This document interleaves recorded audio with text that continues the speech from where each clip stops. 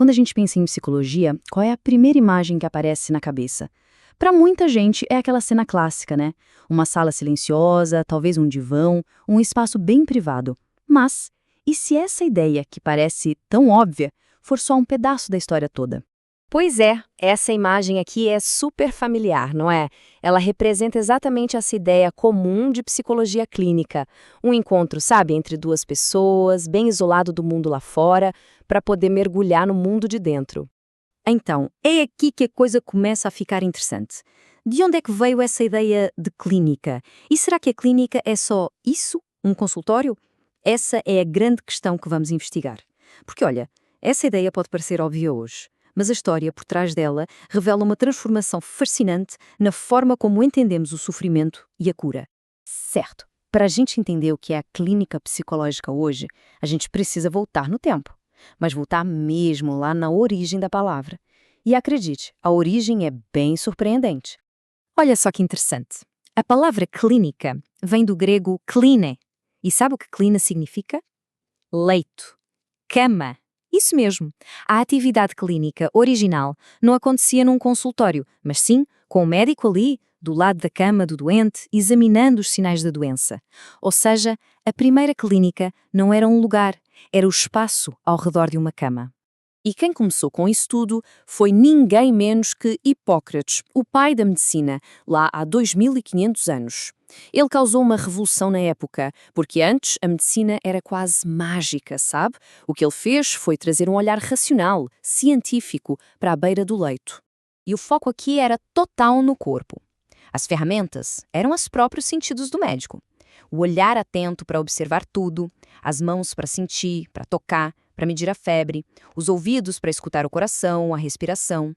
O objetivo era bem claro: descrever todos os sintomas para entender qual era a doença física. Ok, esse modelo médico dominou por séculos, séculos mesmo. Mas aí, no finalzinho do século XIX, acontece uma virada de chave. Uma mudança tão profunda que vai redefinir completamente o significado da palavra clínico. E o nome dessa virada de chave é Sigmund Freud. O que ele fez foi basicamente virar o modelo de cabeça para baixo. Na psicanálise, o saber não está mais no olhar do médico. Ele se desloca para a voz de quem fala, do paciente. Só que não é um saber qualquer, é um saber inconsciente, algo que precisa vir à tona. E aqui a gente consegue ver essa diferença de um jeito bem claro. A ferramenta principal deixa de ser o olhar e passa a ser a escuta.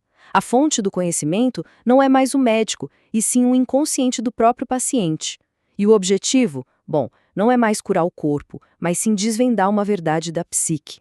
Foi uma mudança de paradigma completa. Com esse foco todo no mundo interno, né, nos desejos, nos conflitos que a gente esconde, a ideia de segredo tornou-se central. E isso, claro, acabou reforçando aquela imagem que temos hoje da clínica. Um lugar fechado, seguro, protegido. Um espaço onde alguém pode finalmente revelar as suas verdades mais íntimas. Mas, atenção, essa mudança toda não aconteceu do nada.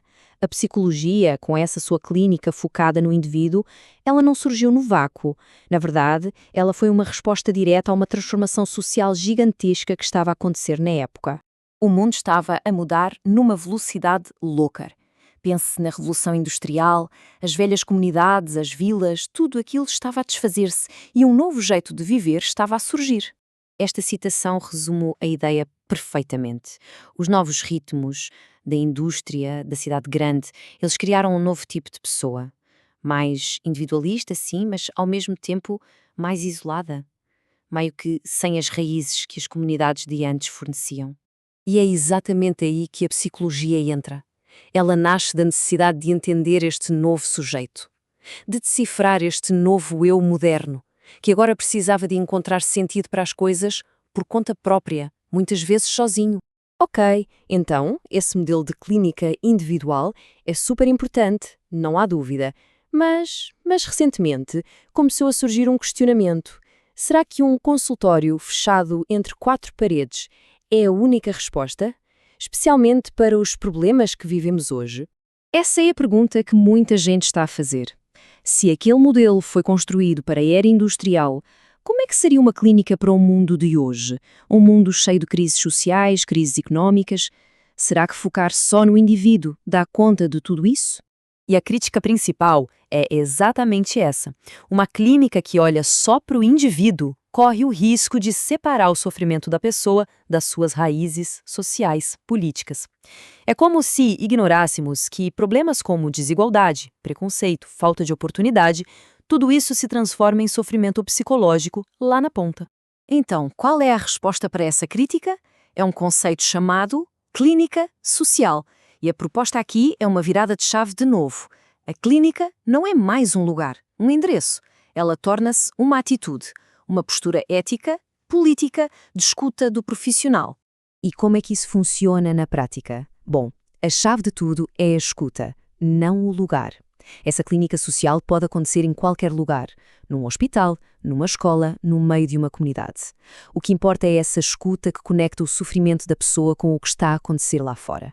É entender que a saúde de um tem a ver com a saúde de todos e que ajudar alguém a fortalecer-se é também um ato político que transforma a sociedade. Essa frase resume tudo de forma brilhante, né?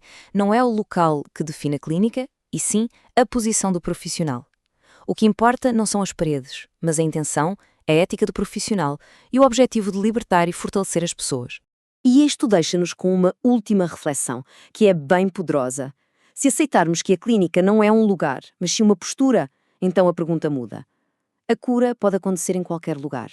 Se a clínica é essa escuta comprometida, então onde mais podemos encontrar ou criar esses espaços de cura?